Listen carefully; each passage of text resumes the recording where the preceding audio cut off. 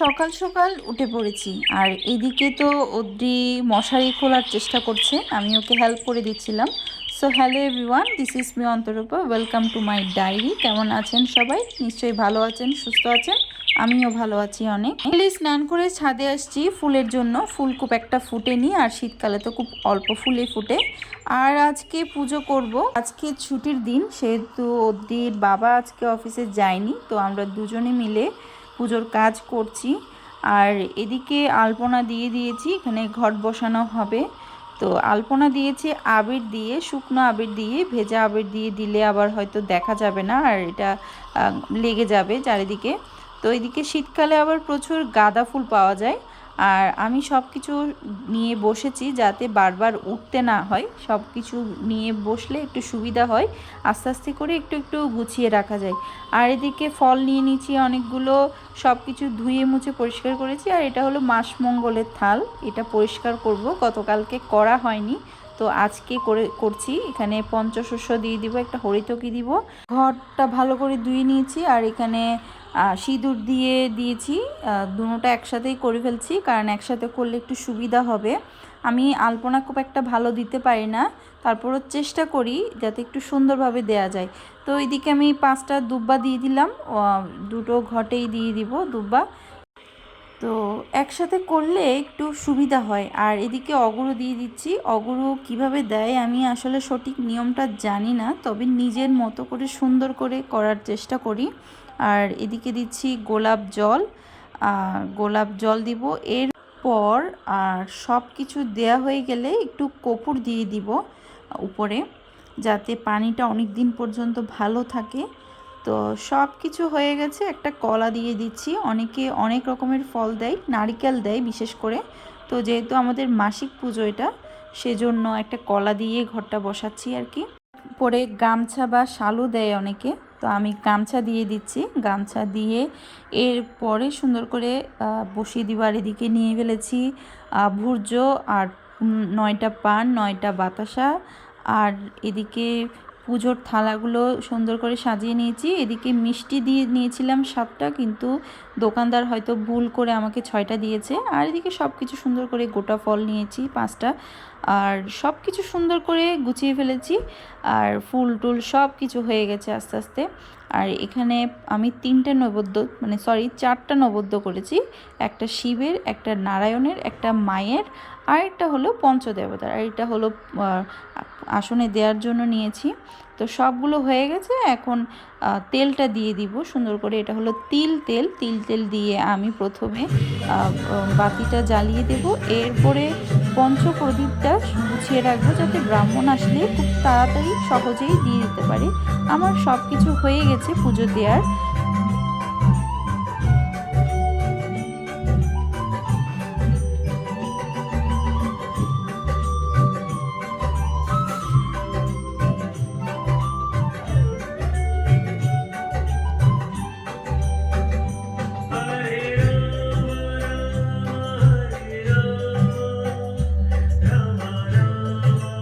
চন্দনটা বেটে নিব। এখানে লাল চন্দন নিয়েছি আর একটু সাদা চন্দন নিয়েছি, দুটোই আলাদা আলাদা করে বেটে রেখে দিব যাতে ব্রাহ্মণের সুবিধা হয়। আর এদিকে আমি রান্না করতে চলে আসবো সব কিছু করে।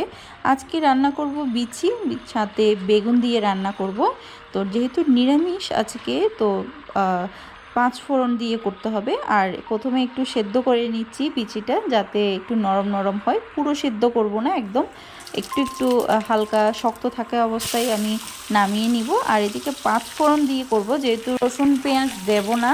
আর এখানে কপির কিছু ছোট ছোট টুকরা ছিল, যেগুলো আমি সাথে দিয়ে দিয়েছি, এগুলো ফেলে না দিয়ে। তো এখানে টমেটো কাঁচামরিচ দিয়ে দিচ্ছি, একটু লাল লাল করে ভেজে নিব পুরোটা। তারপর সেখানে বিচিগুলো দিয়ে দিব। আর ভেজে নেওয়ার পরে একটু হলুদ, মরিচ, সাথে একটু জিরের গুঁড়ো দিব, আর দিব শুধুমাত্র আদা বাটা। যেহেতু পুজো করছি সেহেতু আর কোনো বাটা মশলা দিব না, কারণ এগুলো করতেও কিছু ঝামেলা আছে, সেজন্য শর্টকাটে রান্না করে ফেলবো। তবেও শর্টকাটে রান্না করলে আমার কিন্তু নিরামিষ খাবার খুবই ভালো লাগে। তো আমি এভাবে লাল লাল করে ভেজে নিয়েছি। এরপরে দিয়ে দিব সাথে একটু আদা, আর কিছুই দেব না। কিছুক্ষণ কষিয়ে তারপর সেখানে ডালগুলো ছেড়ে দিব। তো ডালগুলো আমি সিদ্ধ করে নিয়েছি, তো একটু একটু হালকা শক্ত আছে, একদম পুরো নরম হয়ে গেলে কিন্তু আবার খেতে ভালো লাগে না। তো আমি একটু হালকা পানিও দিয়ে দিলাম। এই যে আমার তরকারির কালারটা কিন্তু খুবই সুন্দর হয়েছে। তারপর আমি একদম সবার শেষে দিই লবণটা আমি সবসময়ই সবার শেষেই দিই তরকারিতে। আর এদিকে একটু তেজপাতা, তারপর দারচিনি আর এলাচ দিয়ে দিব দুটো। আর এদিকে আমি আলু সিদ্ধ করে নিয়েছি, আলুগুলো ছুলে নিব, খোসা ছাড়িয়ে নিব। এরপরে কয়েকটা শিম দিয়ে দিব সাথে, খেতে ভালো লাগবে, একটা আলাদা টেস্ট হবে। তো এদিকে আমি মিষ্টি কুমড়ার শাকগুলো কেটে নিয়েছি, আর এদিকে তরকারিটা হয়ে গেছে, ধনেপাতা দিয়ে নামিয়ে নিব।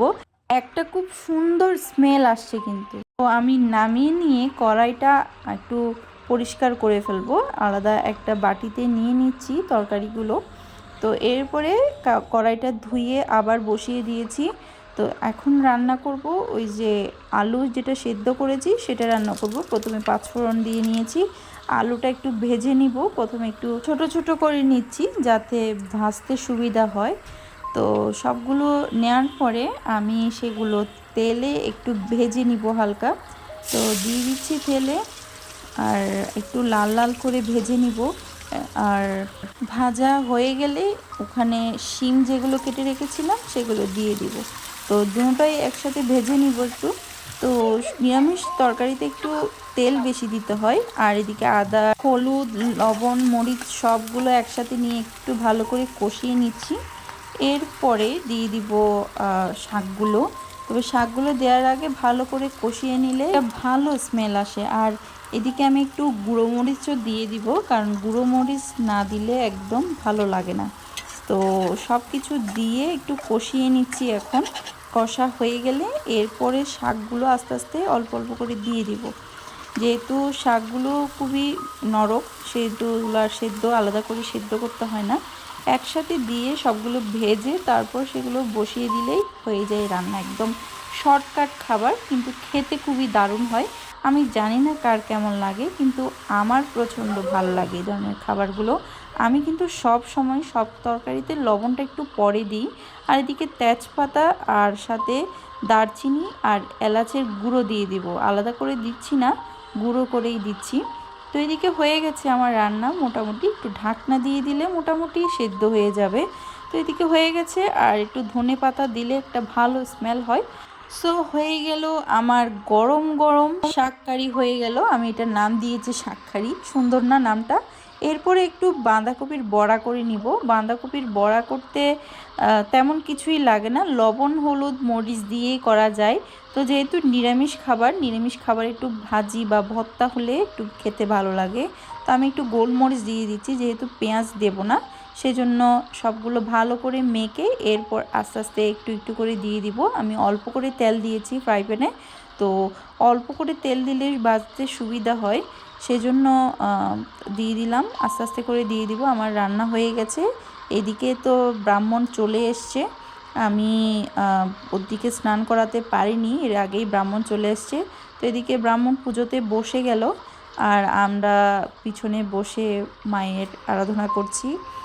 শ্রী বিষ্ণু ভগবতের শ্রী বিষ্ণু নমঃ ইদং পাইদ্যর্ঘ আচমনে ইদং আচমনে ভগবতে ইদং আচমনে শ্রী বিষ্ণু ভগবতের শ্রী বিষ্ণু নমঃ এখানে মধুবর্কা এখানে মধুবর্কা। পুজো হয়ে গেছে, আমি সব কিছু পরিষ্কার করে ধুয়ে নিয়েছি। সো আজকের মতো বিদায় নিয়ে নিচ্ছি, দেখা হবে নেক্সট কোনো ভিডিওতে। ততক্ষণ আমার পাশে থাকবেন, টাটা।